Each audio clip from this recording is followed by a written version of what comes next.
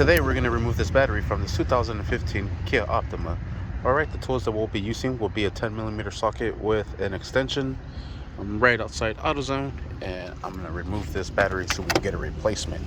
First thing we're going to do is open up this latch here. Next, what we're going to do is loosen up the negative and positive terminals. So we'll start off with the negative and the positive. The reason I am swapping out this battery is because it is completely dead. We have to jump it in order for us to start it. There is no signs of life on this battery. I just drove it from the lot and it needs a battery.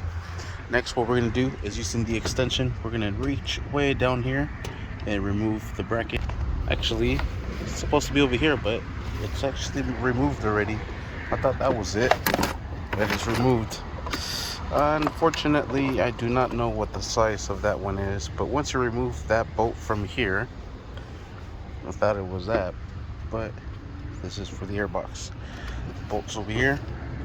Once you have this to the sides, pull out the battery, and there you have it. Battery is out. This is just a heat shield.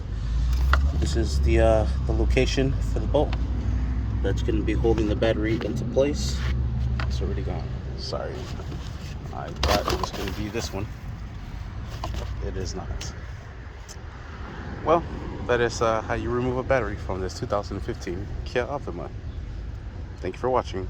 Please like and subscribe.